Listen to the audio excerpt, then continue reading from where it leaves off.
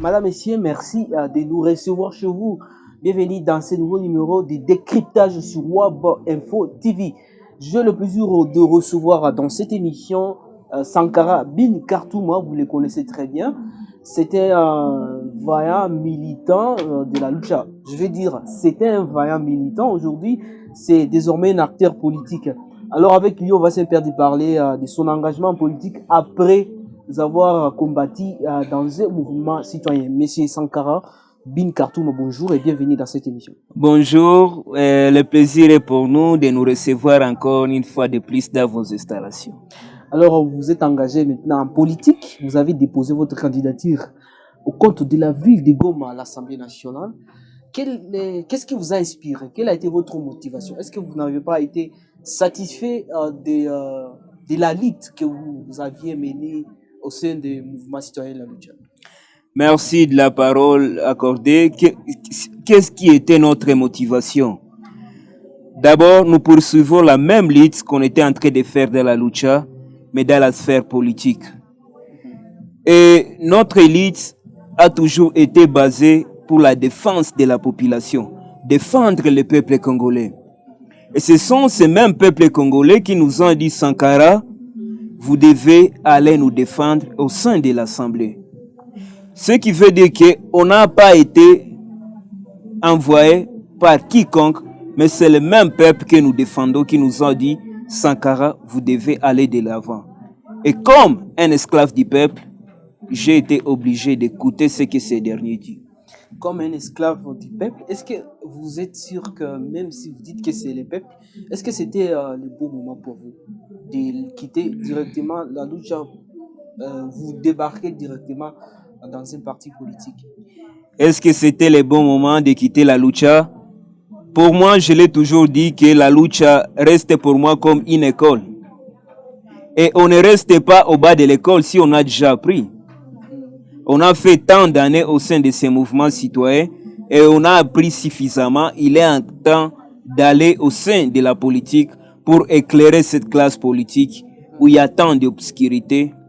On doit y aller. Mais les combats des mouvements citoyens, mais aussi les combats dans un parti politique, c'est un peu différent. Dans un parti politique, vous aurez les mains liées parce que vous n'aurez pas toutes les décisions. Il faut obéir à une autorité, vous le dire, et tout ce qui va avec. Est-ce que vous êtes sûr que vous allez y arriver? Est-ce que je vais y arriver parce que dans la politique, il faut obéir à l'autorité morale? Je pense que la constitution de la République démocratique du Congo a déjà répondu à votre question à l'article 7, 8, si je ne me trompe pas. C'est toujours respecté, malheureusement. Je vais y aller. La constitution est claire qu'aucun parlementaire ne peut être interpellé à cause de ses opinions. Ce qui veut dire on est un parlementaire du peuple, on n'est pas un parlementaire de l'autorité morale. On est un parlementaire du peuple parce que c'est le peuple qui vous a envoyé. On a les comptes à rendre à ces derniers qui vous ont envoyé. Pour nous, les partis politiques restent juste comme des rails qui vont faire avancer le train. L'important, c'est nous. L'important, ce sont les valeurs auxquelles nous incarnons. Et pourquoi un parti de la majorité, selon vous? Pourquoi un parti dans vos opinions, nous avons tendance à vous voir attaquer le pouvoir. Pourquoi un parti de l'Union sacrée? Je pense que nous devons faire hausser le débat là-dessus en disant, à ce stade actuel, nous devons savoir qu'est-ce que notre population a besoin. Qu'est-ce que notre population cherche? Ces histoires de tu es à gauche, tu es à droite, tu es dans l'Union sacrée, tu es dans l'opposition, ce n'est pas ce que la population a besoin. Il y a un artiste qui avait chanté « Peuple et Linginini ». Et c'est ce que nous aussi, nous les acteurs politiques, nous devons savoir. Le peuple, pour le moment, est en train de souffrir des phénomènes 40 voleurs. Il y a le taux qui est instable. C'est ça ce que le peuple a besoin, que nous, les acteurs politiques, on doit porter la solution. Le peuple n'a pas besoin de couleurs politiques. Le peuple a besoin que ce continue pour changer. Comme vous êtes dans un parti de l'Union sacrée, c'est que vous pouviez vous soutenir le pouvoir en place, c'est-à-dire si le président a besoin d'un deuxième mandat, c'est possible, selon vous. Alors, je viens dans une école où il y a des valeurs auxquelles on est en train de défendre. je vais appeler la population de soutenir un président qui a une vision, un président qui incarne les valeurs. Si le président Tshisekedi a ces mêmes valeurs auxquelles je vais définir, quoi de plus anormal de ne pas appeler le peuple congolais de le soutenir? C'est ça. Ici, nous sommes en train de parler de la République. Nous ne sommes pas en train de parler des individus. Et pour moi, la République, ce sont les idéaux, ce sont les principes. Ce qui est au-delà même de nos partis politiques, c'est ce qui est au-delà même de nos autorités morales. Et c'est ça la République. Ok. Ouais. Et quels seront votre engagement, je veux dire, votre cheval de bataille? Parce que le pays est confronté à plusieurs fléaux, notamment l'insécurité, la mauvaise gouvernance, le tribalisme, le clientélisme et tout ce qui va avec. Quel sera notre cheval de bataille une fois à l'Assemblée? D'abord, ce qu'il faut dire est que nous serons les véritables défenseurs des causes des personnes vivant avec handicap. Les personnes vivant avec handicap ont une loi organique portant protection des personnes vivant avec handicap, mais la dite loi reste comme une lettre morte. Dans le tiroir. Dans le tiroir. Un ministre, il faut qu'il y ait quelqu'un qui va booster le gouvernement d'impliquer tous ces articles qui sont dans cette loi.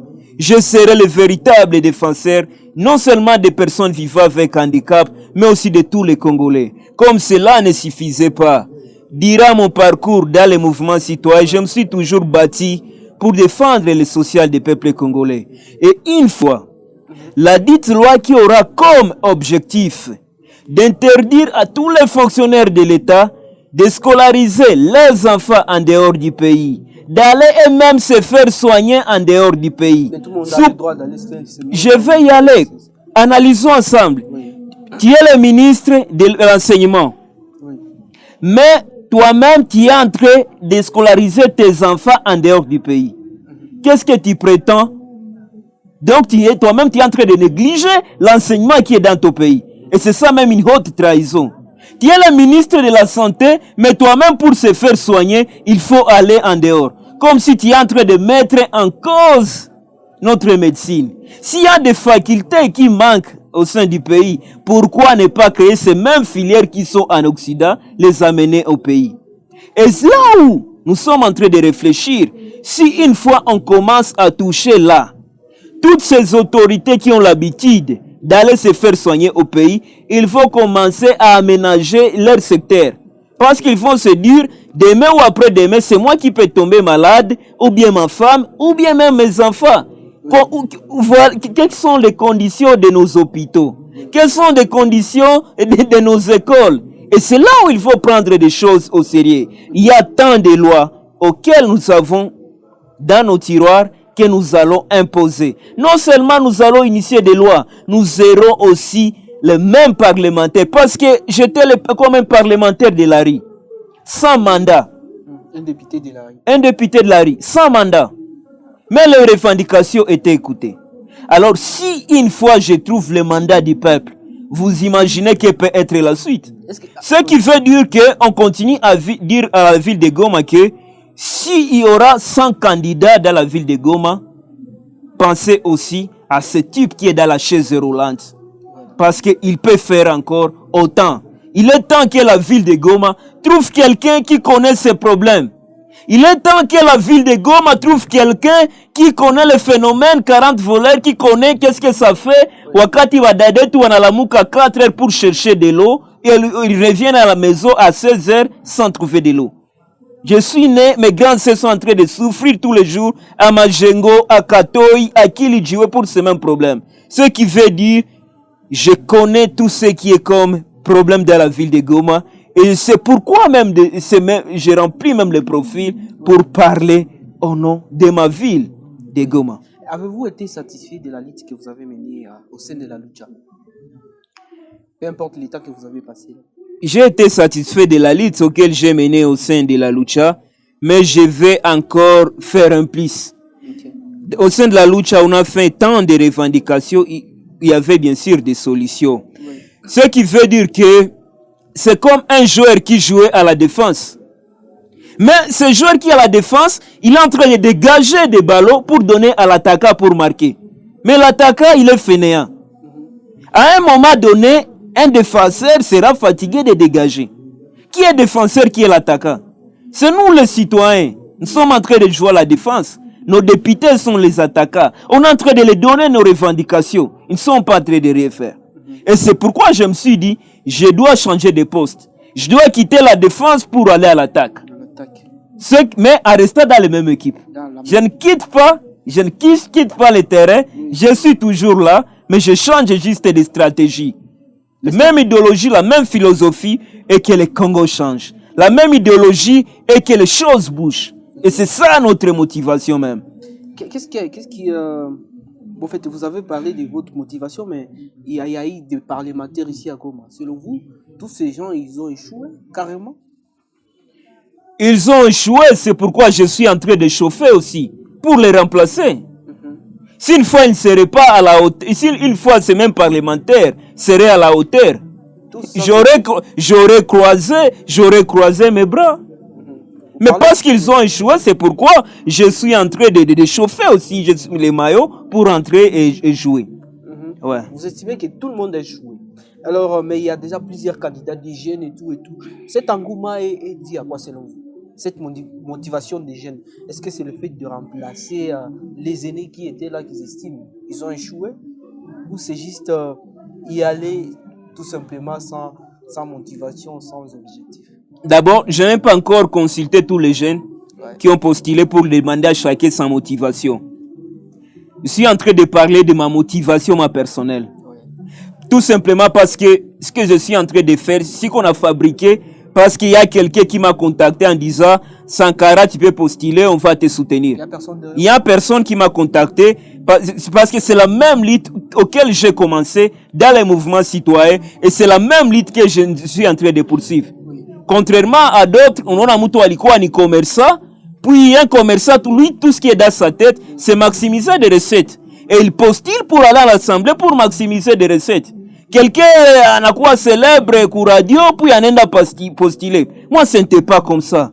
Durant mon enfance, je combattais pour les intérêts du peuple. Et c'est la même lutte auquel je suis en train de poursuivre. Et c'est là où on continue même de dire au peuple congolais, on doit voir quelqu'un son parcours avant de lui voter. On n'improvise pas dans la res publica. Nous devons envoyer des gens qui ont des parcours quand même. Et non seulement quelqu'un parce qu'il y en a tiré à Makaliko 2 fois 3 jours, on a scolarisé des enfants, puis il se dit je suis aussi candidat. Mais tu peux scolariser les gens sans être même un candidat. Être politicien, c'est une vocation. Être politicien, c'est se sacrifier au nom d'autres personnes. On ne devient pas politicien parce que c'est là où on sera en train de toucher l'argent facile. Déjà, il y a un mauvais départ. Si on veut toucher l'argent facile, il y a tant de choses à faire. On peut être cambiste ou des commerces, autre chose. Merci beaucoup, Sankara. On va finir cette émission dans quelques minutes. Mais nous sommes déjà à 5 mois des élections. Mais il y a déjà beaucoup d'ambitions, il y a beaucoup de problèmes. L'opposition qui dénonce un fichier électoral corrompu de la CENI. Il y a aussi les problèmes d'insécurité grandissant dans l'Est. Est-ce que vous croyez vraiment à l'organisation des élections et que les élections soient en tout cas des bonnes élections avec le contexte actuel? D'abord, si on peut parler de l'insécurité, l'insécurité ne date pas d'aujourd'hui. Nous grandissons dans l'insécurité. Nous avons... Donc, tout notre parcours, c'est l'insécurité. Et on ne sait pas quand est-ce que l'insécurité va prendre effet. Ce qui veut dire que les amis qui sont à l'opposition, ils doivent chercher d'autres motifs. Peut-être ils ne sont pas préparés, ils ont peur des élections. Peut-être c'est ce qu'ils vont dire. Et à la prochaine occasion, je souhaiterais être dans tes installations avec quelqu'un de l'opposition pour quand même qu'ils puissent m'expliquer qu'est-ce qui bloque le processus électoral. Leur motivation, parce que leur revendication est presque fondée parce que quand ils disent que la CENI doit revoir son fichier, certains territoires n'ont pas eu l'enrôlement, mais la CENI a présenté un nombre à des électeurs. Est-ce que ce n'est pas fondé?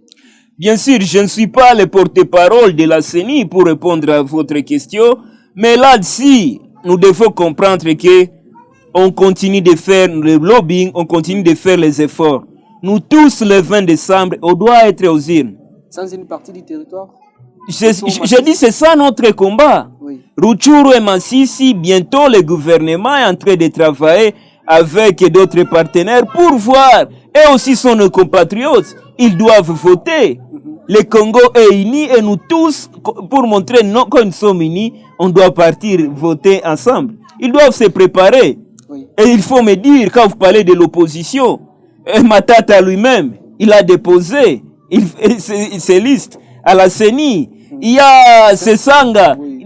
Ce sont les opposants. C'est seulement Fayoul qui n'a pas déposé. Mais Fayoul, peut-être, il doit nous dire qu'est-ce qui lui a poussé de ne pas voler. La révision du fichier électoral, c'est ce qu'il a demandé. Mais d'autres opposants ont dit quoi? On sera en train de combattre d'autres histoires de la CENI en état déjà là. Oui. La politique des chaises vides ne paye pas. Et Fayoul doit comprendre que quelqu'un qui refuse de voter, il perd directement le droit de se plaindre. Exactement. Merci beaucoup, Monsieur Sankara. On va finir cette émission. Dans une minute, quel est votre message que vous adressez à votre fief électoral, la ville de Goma? Nous ne sommes pas encore en campagne, bien sûr, mais qu'est-ce que vous leur dites par rapport à ces contextes? Chère population, vous devez savoir que un peuple qui élit des voleurs, des détourneurs, ce peuple n'est pas victime, mais il est complice.